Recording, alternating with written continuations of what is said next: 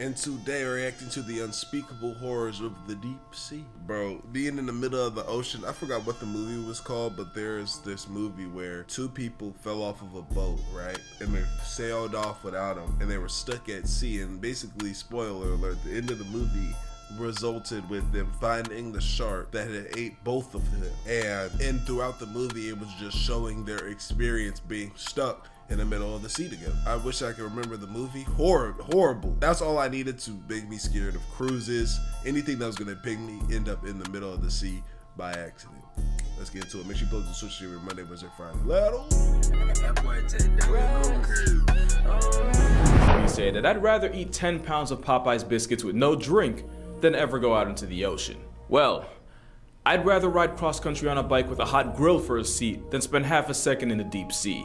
There's a lot of living nightmares and paralysis demons come to life if you sink deep enough. And the Megalodon is not one of them. You'll often hear this thing about how the prehistoric apex predator never got discontinued, it's just chilling a step above hell in the abyss. This is cap for three good reasons. One, there just isn't enough food to sustain a 60-foot you to the natural order. Two, if nature did keep the same jumbo jaws that peaked in the Pliocene, we at least would have seen a body by now.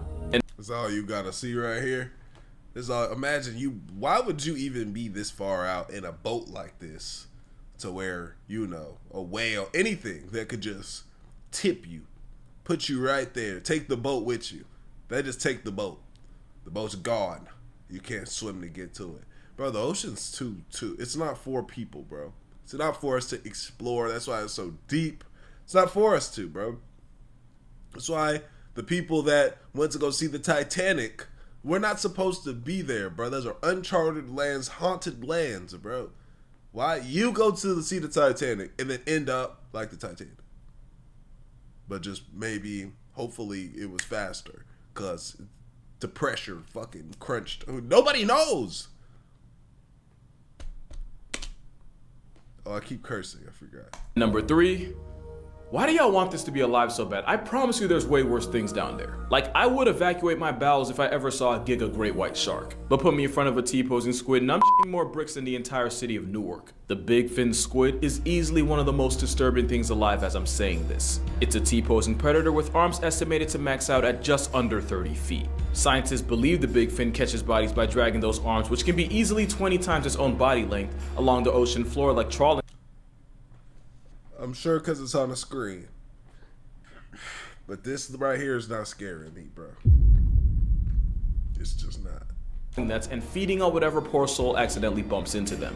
You're gonna hear me say believe or we think a lot, and that's because we don't know a whole lot about them. Almost every sighting and virtually every specimen studied were either juveniles or paralarvae. We have no way of knowing exactly what their final form could look like. For all we know, this could be Junior, and we just haven't seen Mama Big Fin yet. Who would have thought that just putting elbows on a squid would instantly turn it into the spawn of Satan? Oh, and if you thought the Big Fin was just this slow, passive floating predator, then you're seriously underestimating the ocean's ability to massacre your mental health. And if you're curious, this video was taken about 7,000 feet down in the Gulf of Mexico. But considering they're believed to be the deepest living squids at about 20,000 feet, I have a theory. This is a juvenile, and the big boys are the ones shacking it up down in the crotch of the ocean. But good news, the big fin probably only feeds on small fish and crustaceans. Bad news, there are squids big enough to beef with the biggest predators on the planet. And the biggest predator on the planet that isn't a disgraced former YouTuber is the sperm whale, which on its own would have to be one of the most traumatizing things to witness during their 2-hour hunting expeditions down in the deep sea. Well, was that real? The tankiest carnivore on Earth regularly runs fades with the giant squid. And by giant, we're talking about calamari growing to an estimated 40 feet long. Not only are they themselves predators that hunt using 20-foot tentacles, they're opportunistic cannibals that would 100% murk their entire family reunion for some calories. Now, nature high-key screwed up their character design. They have a donut-shaped brain and an esophagus running through it, meaning if they swallow something big enough, not only do they run the risk of choking to a flatline, they can also factory reset their entire personality through severe brain damage. Which is why they mitigate this by shredding their victims with a razor-sharp beak and what is essentially a tongue with teeth, the radula. That beak is such a weapon that you'll rarely see a sperm whale that has. God made this for some reason. God was just like you can't even fathom this. God, like, let me do this right here. They make this for some reason, just for their for whatever, for what? This, for whatever reason. Hasn't been tattooed during a struggle with a giant squid. And while the plus-size cephalopod usually loses in a war with a whale, they do not make it easy. Bro, imagine seeing a squid as big as a whale, bro.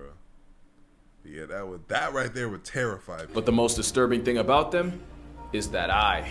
Giant squids have the most physically imposing eye in nature, with it being roughly the size of a soccer ball. Contrary to popular belief, huge eyes don't exactly help it see further, but it does mean they're terrifyingly good at noticing objects giving off their own light, which is a lifesaver since when their biggest sperm whale is on the hunt, modern-day Leviathan disturbs glowing creatures like jellyfish and crustaceans who flash in response. Having eyes as big as our heads means the giant squid can detect and use those flashes to avoid becoming a corpse. But that also means that if you ever go swimming in the Giga Squid's area code, the flashes you'd create mean that while you might not see it, the same animal that does its own kind dirty would know exactly.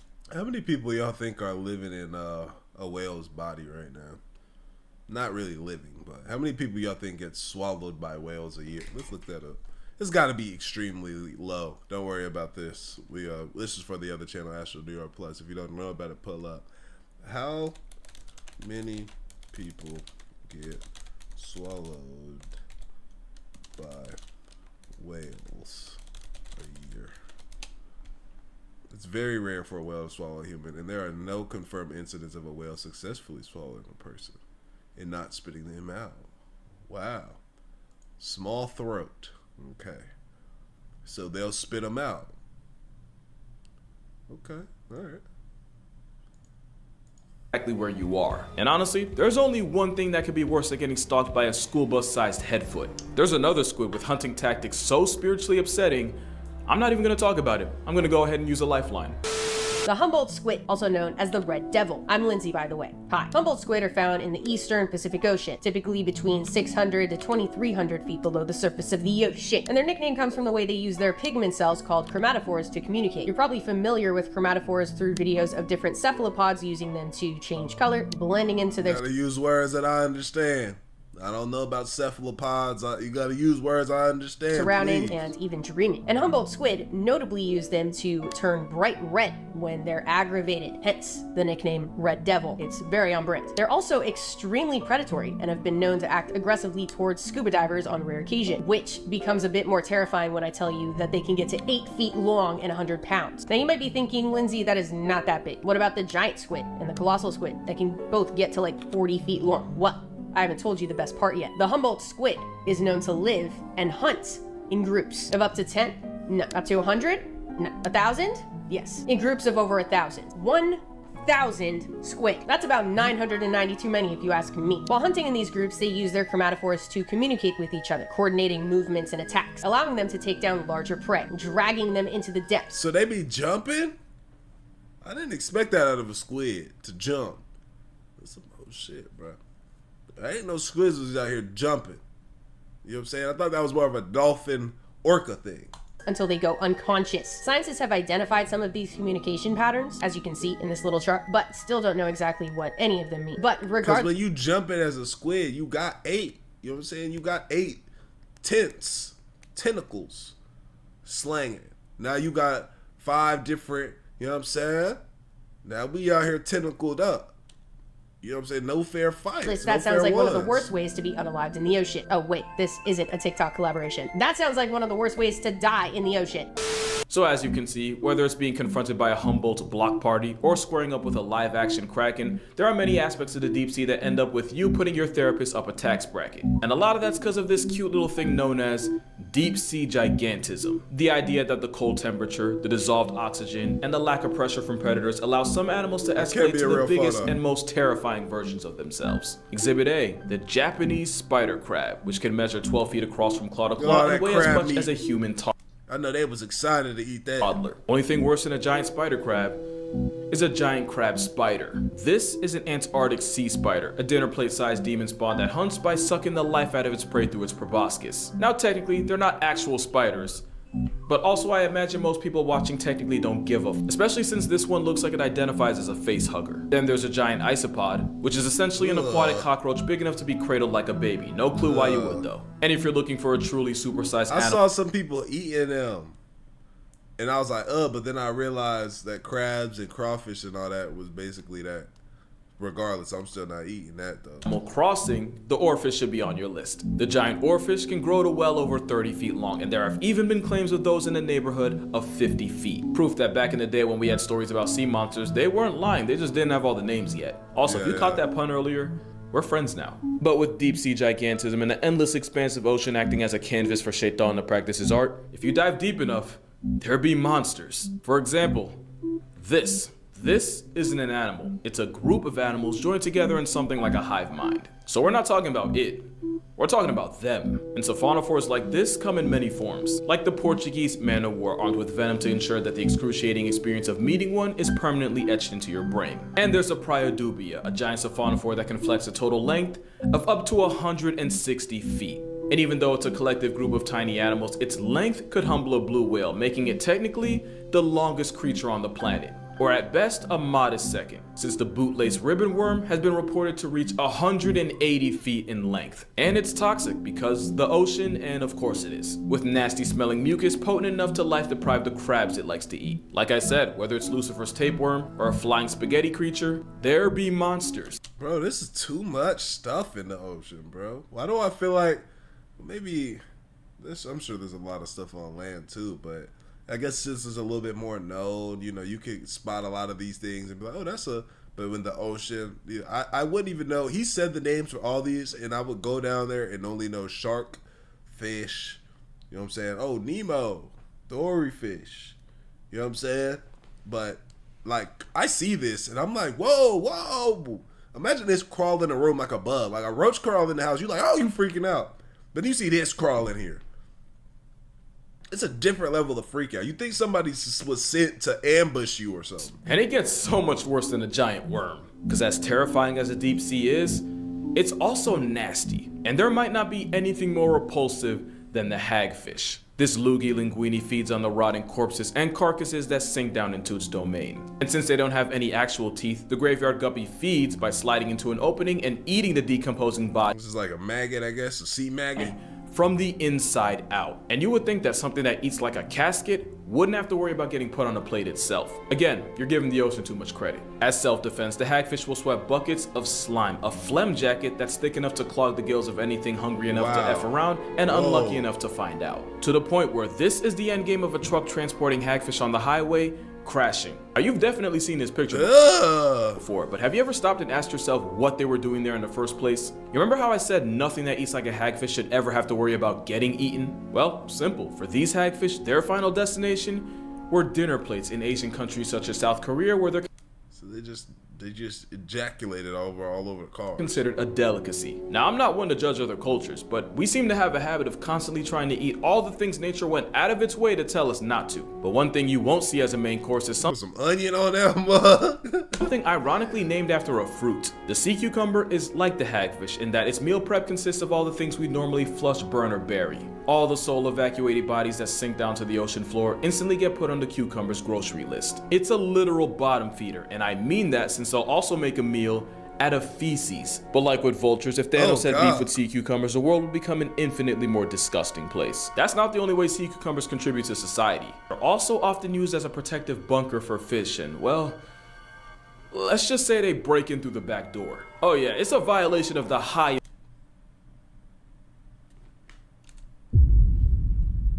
Imagine you a fish trying to live your life and something gets squirmed up your rectum to eat you within.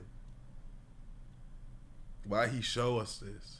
This was one we didn't have to know about. There's so many different creatures down there. He wanted to tell us about this one, bro. It's natural order. It gets worse when a pearlfish decides to have a playdate right next to its prostate. I don't even know if they have a prostate, but you get what I mean. And if that makes you uncomfortable, here's an— That is a violation, bro. As an animal. You ain't got enough respect. We both animals, bro. You ain't got enough respect to chill.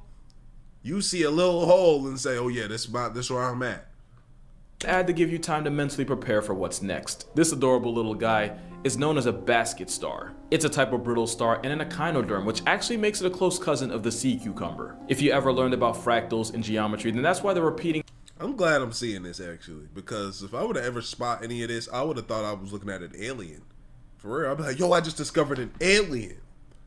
I didn't even know that stuff like this was a thing. Pattern of branching arms Look might at look this. familiar. It's also why the US is really wasting $20 billion a year looking into space, because the real ET is happening right here. Because of the unsightly way basket stars get from A to B, they've also earned the nickname sea snakes. I feel itchy all of a sudden. However, even though it looks like something Lucifer would use to pleasure himself, they eat mostly zooplankton and are pretty much harmless for the most part. And honestly, that pretty much describes 80% of the nonsense in the deep sea, only really harmful to your peace of mind. Like take the frilled shark. Having been around for 80-something million years, not only is the frilled shark a living fossil, it's likely nature's rough draft beta version of sharks today. Also, don't let this video fool you. They can grow to a respectable 6 feet long. Also, they can be pregnant for 3.5 years, which honestly makes about as much sense as everything else down there. And in terms of your mental health, the frilled shark is pretty harmless until you look them in the mouth. The devil's fleshlight has hundreds of needle-like teeth to ensure that anything that gets caught in there doesn't get a second chance to pursue happiness. And for a shark that's been around long enough to have attended Saturn's wedding, I don't know why, but every picture of them looks like they're struggling with their own existence. Like I said though, they're not a threat to humans. But like I also said, therapy ain't cheap, so if you don't want to end up on a couch, don't look a frilled shark in the mouth. But yeah, you'd be surprised at just how many types of sharks you'll find in the same neighborhood SpongeBob got stranded in that one time. You have 20-foot sleeper sharks that are somehow able to use stealth. That was an iconic episode right there, bro. Great episode. Whatever part of that was basically just the hood for real that they were showing on that SpongeBob episode. Just spawn and inhale sustenance like a water Kirby. Speaking of sleepers, in 2015, a Pacific sleeper was recorded in the Solomons Island. Why is that important? Well, its home address was right under an active volcano, proving that if any animal had plot armor, it'd be sharks. Then you have the ghost shark, which, okay, yep, you got me, isn't an actual shark, it's a close cousin known as a chimera. Oh, I thought he was going to say isn't actually a thing, because, I would have seen this and thought I've made a new discovery. The ghost part, though, that's on brand. They kind of remind me of the dry bones fish from Mario. The ghost otter shark doesn't even have the teeth you'd expect it to have, but instead they have plates that they use to grind up food. What is it?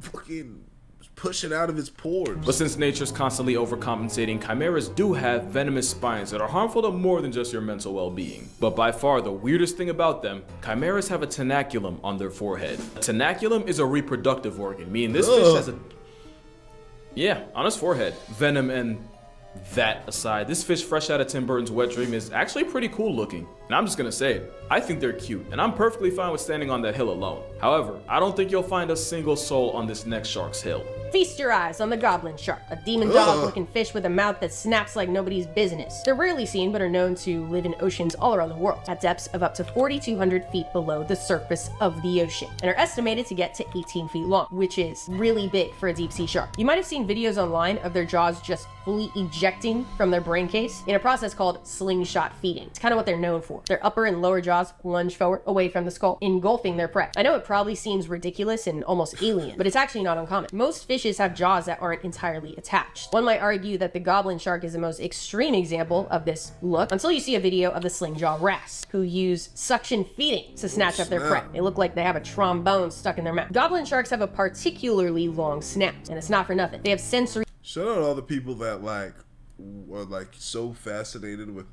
animals and creatures that they can passionately talk about it, like these two. Especially this woman, I can tell she's very passionate about deep sea fish, but it's too otherworldly for me to be give that much effort. I just know what I'm staying away from, what I and what I might get close to, bro. It was hard for me as a kid to hold a catfish after I caught it. You know what I'm saying? My battery. Whenever I go catfishing with my grandfather, I thought I caught the biggest catfish in the world, bro. Just to find out there's bigger catfish than that. You know what I'm saying? Come on, man. Just to find out that there was once sharks bigger than the Empire State Building, apparently. Structures, pores all over it that help them locate their prey, like squid, fish, and crustaceans. And I am personally grateful I am not a squid, fish, or crustacean. Yeah, goblin's the right word for the only shark in the world with a receding gum line. But you gotta admit, yeeting your own jaw to catch calories is pretty metal, and you're gonna find that a lot of the creatures rolling in it deep have evolved. Hell no, I bit his arm. Some of the most creative ways of bagging groceries. Probably the most. What you think these fish taste like? Nah, now we talking something different now. Them squids and these ugly fish.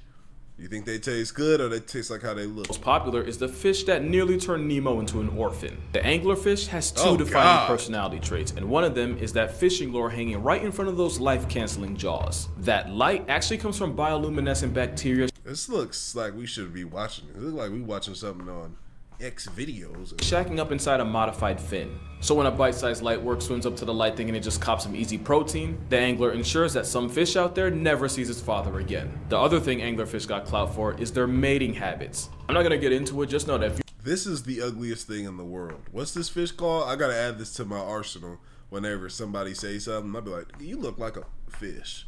They're like, what? And they go look it up. your marriage looks anything like theirs, you're gonna need both a divorce and a restraining order. And you know what? Intensive therapy on top of that, extra friggin' viciously. Nemo's paralysis demon isn't the only deep-sea creature to weaponize light. This distinguished gentleman is known as the Stoplight loosejaw, and its defining trait is that it uses a red light to hunt, which turns out to be a massive cheat code, since the longer the wavelength of a color, the less energy that wavelength has, and the faster it gets absorbed by water. And since the color red has the longest wavelength out of all of them, it's the first one to get absorbed.